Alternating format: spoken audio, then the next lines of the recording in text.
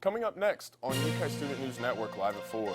4 people have been identified in connection with the death of a Washington Post journalist authorities believe was murdered inside a Saudi consulate in Turkey. Now pressure is on the U.S. to take appropriate action. And the warning goes out about a virus making its way through Kentucky and what you need to do to stay healthy. And you love it, even though it hurts you, so why are Americans so drawn to it? Alarming information about how much junk food Americans are eating. And in sports, parking changes at Rupp Arena. A big game for the Wildcats this weekend, and find out what's happening at Keeneland. UK Student News Network Live at 4 starts now.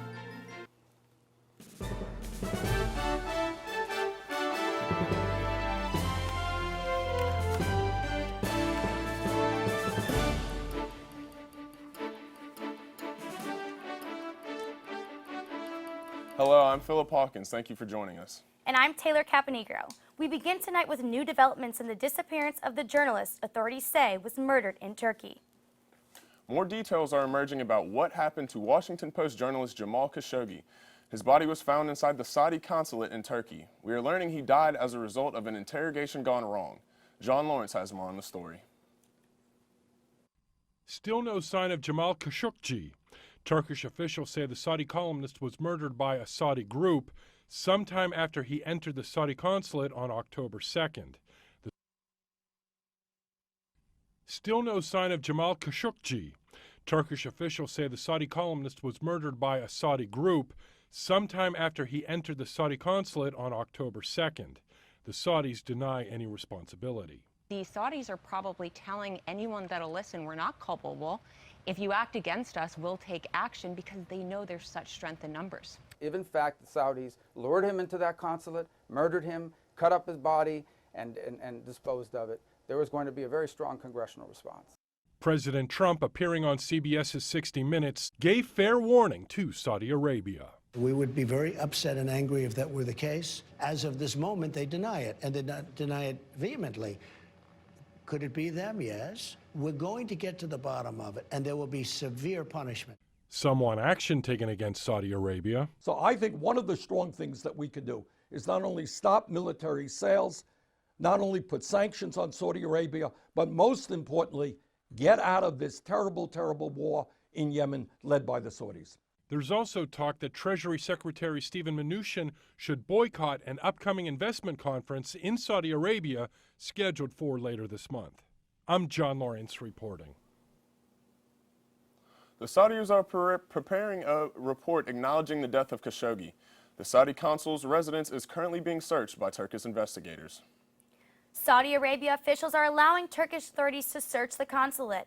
An agreement has been reached between the Turkish and Saudi Arabia authorities to search the consulate. This comes after the disappearance of Turkish journalist Jamal Khashoggi. President Trump has put himself in the middle of American foreign policy again, and he says he's okay with that. President Trump's reaction to Jamal Khashoggi's murder shows his turn away from human rights. On Tuesday, Trump told CNN sources that he was frustrated with the news coverage of Khashoggi and brought into explanation by the prince. Yeah, plenty of Saudi diplomats are there, and then coming out and within a 24-hour period leaving the country. Again, that's a large group of individuals coming in. This was not some dark alley. This was inside the Saudi consulate. It strains any credibility that somehow the leadership of the Saudi regime, which is so authoritarian, wouldn't have knowledge of these actions. President Trump promised severe punishments for Saudi Arabia, but now has switched his tone. What President Trump does next will decide future actions with Saudi Arabia. Massive spending is not new to political races in Kentucky. Republican Andy Barr has raised more than $4 million for his election. Democrat Amy McGrath has raised more than $6 since August. President Donald Trump says he won't accept blame if his party loses control for the House come November. Uber and Lyft are offering a unique discount on Election Day. The rideshare apps have announced plans to offer free and discounted rides to the polls. Uber also plans to offer a Get to the Polls button to help voters quickly find their polling place come November 6th. Shifting gears, it is a serious problem in Kentucky, and officials want you to make sure you are protected. We are talking about hepatitis A. Vaccinations are required for school kids, but adults are also advised to get vaccinated. Well, right now across Kentucky, there have been more than 2,000 cases of hepatitis A. Now that's in this one outbreak that started in November of 2017. Now to keep that in perspective, there are 2,000 cases, and each year, traditionally, you get 20 cases. So it is a massive outbreak throughout the state. The hepatitis A virus is easily spread through contact. Always make sure to wash your hands with soap and warm water after using the bathroom or before making food and drinks. And we have another warning for you coming up. It's about your health. We're talking about what's happening with America's obsession with junk food. Details ahead.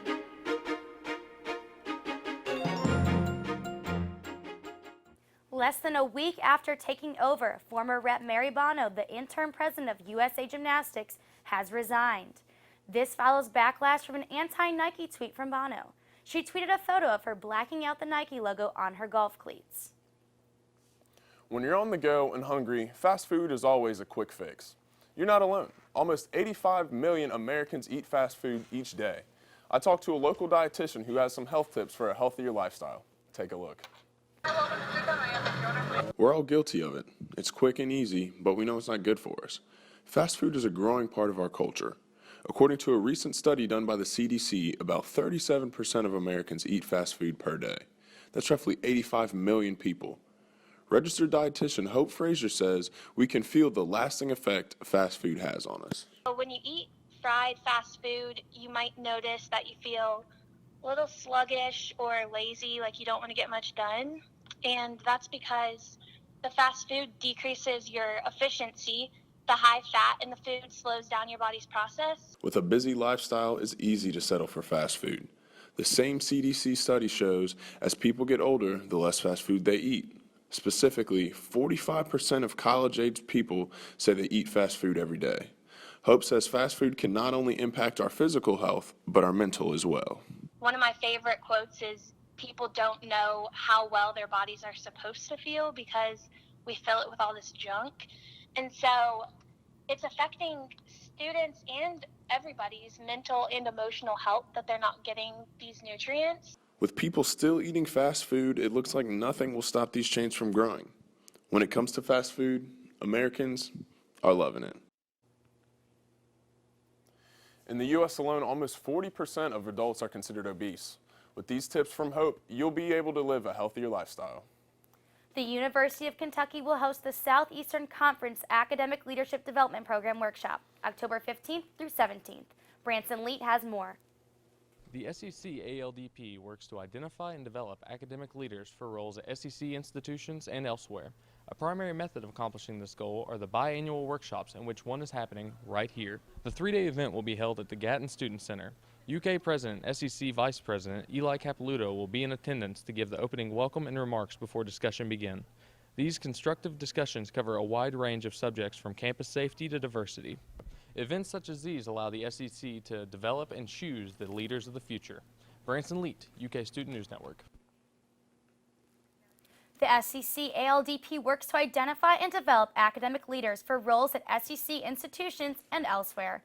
A primary method of accomplishing this goal are the biannual workshops, with one happening right here. The three-day event will be held at the Gatton Student Center. UK President, SEC Vice President Eli Capilouto.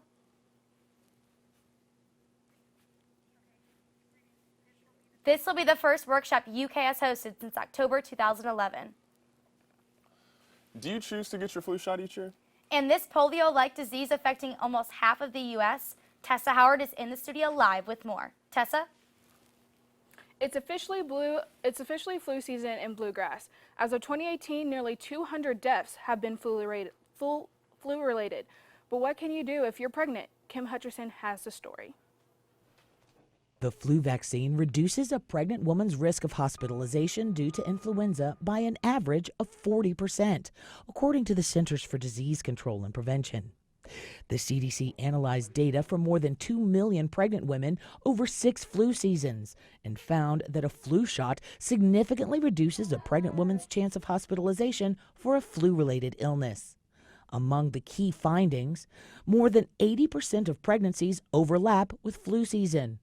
The flu vaccine was equally protective for pregnant women during all 3 trimesters, even with underlying medical problems like asthma or diabetes. Health authorities say pregnant women can get vaccinated at any time during their pregnancy. The CDC says an estimated 80,000 Americans died of flu and its complications last winter, making it the deadliest season in more than 4 decades. For today's Health Minute, I'm Kim Hutcherson. This flu season is expected to be most dangerous than any other since the 2009 swine flu epidemic. The Center of Disease Control and Prevention. For more information on receiving your flu shot, visit lexingtonshealthdepartment.org. The Centers of Disease Control and Prevention say it has received 127 patients with acute flaccidus malacis this year. Then only 62 have been confirmed. Acute flaccidus malacis, AFM, is a rare condition that affects the nervous system. AFM is often confused with polio and goes undetected. CDC officials urges people to be awareness of this illness and seek medical attention right away. Self-lubricating condoms may be the answer to help prevent sexually transmitted disease. Scientists at Boston University created a non-oil-based condom. Last year, 2.3 million sexually transmitted diseases were diagnosed. Users in the study preferred the feel and said that it would increase usage. The Boston team hopes it will make the condom available to the public. And that is your look at health news. I am Tessa Howard, reporting live at the studio. Back to you, Philip and Taylor. Thanks, Tessa. So, Taylor, it looks like the Cats have a big game this weekend. What are your predictions? I mean, I can only hope after that bye week they're ready to come back and come back strong. We'll be back with sports.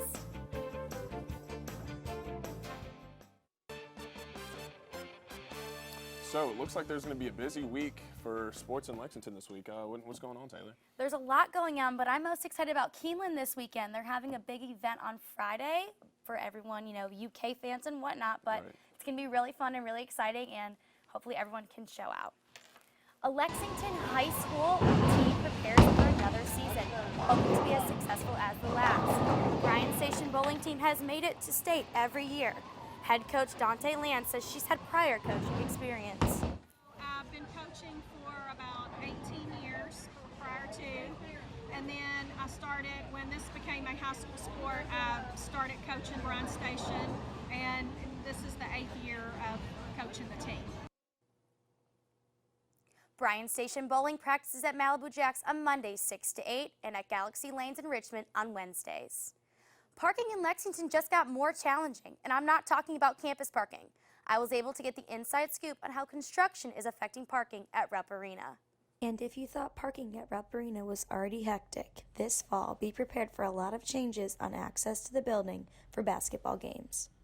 Due to construction, the Manchester Street parking lot behind Rupp Arena will be closed, making parking very limited for fans. UK Director of Strategic Communication Guy Ramsey says it's important to familiarize yourself with the new information. Just make sure that you're as familiar as possible going into it. There's going to be some uncertainty that's inevitable, but you can resolve some of that just by checking out all the information we've put out, and we're going to be continuing to do that as the season approaches. UK senior Brooke Barker says this inconvenience will not only affect where she watches the games. Probably just try to watch the games at home, maybe watch them at a local sports pub. My family likes to come in for a lot of the games too, so this will probably just be another inconvenience for them. There has not been a date set for when parking behind Rupp will be reopened to the public. Ramsey says the construction shouldn't cause anyone to stop attending games. It's something that's well worth it. Kentucky basketball is a thing that means a lot to a lot of people. Ramsey also offers advice to fans like Barker who see the construction as a hassle. What I would say is just bear with us, have some patience, work with us, provide feedback when it's appropriate, and we're going to try to make it as seamless as possible for our fans. UK Athletics says other parking garages will be available for fans to use in the meantime. The renovations causing the construction include new club areas that will be available for the 2019-2020 season and upper-level chairback seating that will be available next summer. Keeneland invites UK to see Blue Day this Friday. Guests are being asked to show their Wildcat pride and wear blue to the racecourse. There will be UK Field Spirit activities throughout the day. Members of the UK Alumni Association may stop by the alumni table outside the gift shop for a chance to receive a free gift at 11 a.m. First race is at 1:05 p.m. The Kentucky Wildcats take on the Vanderbilt Commodores this Saturday at Kroger Field. Kickoff begins at 7:30 p.m. Mark Stoops in a press conference on Monday said, quote, "Thought we had a very good bye week." Stoops spent his week off celebrating his son's birthday. But with the upcoming game Saturday, Stoops had a lot to say. When asked about his impressions of Vandy, Stoops says, "Vandy is a team that is very well coached. I really have a lot of respect for Derek Mason and what he does and how he coaches." And that is your look at sports. Back to you, Philip. Thanks, Taylor. And it looks like we finally getting that fall weather that we've all been looking for. Autumn will be up next with your forecast.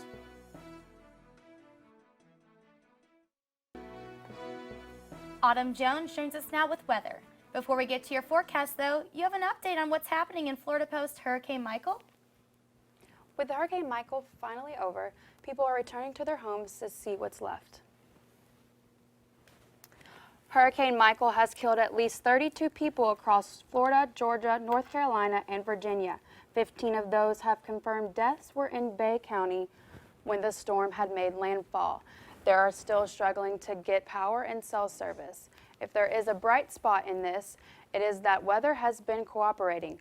No rain, no flooding to contend with what they recover. It is a beautiful day outside with weather about 80 degrees. Oh my gosh, sorry.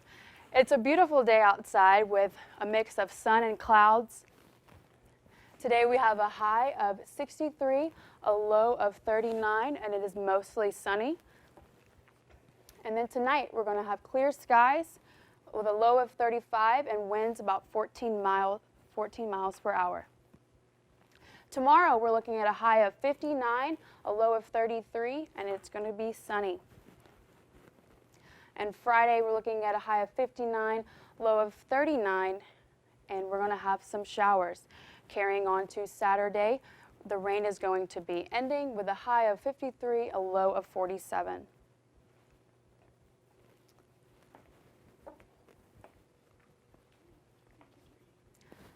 And then Sunday, we're going to have partly cloudy with a high of 52 and low of 32.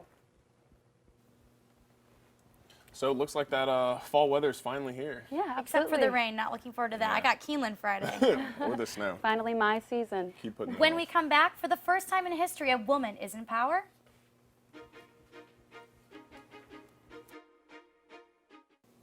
Lieutenant General Laura J. Richardson was named the first woman to lead the largest command in the U.S. Army for the first time ever. They're stationed in Fort Bragg, representing 776,000 soldiers. Making history is nothing new for Richardson. In 2012, she became the first woman deputy commanding general for the 1st Cavalry Division. And that's all we have for you this week. See you next time.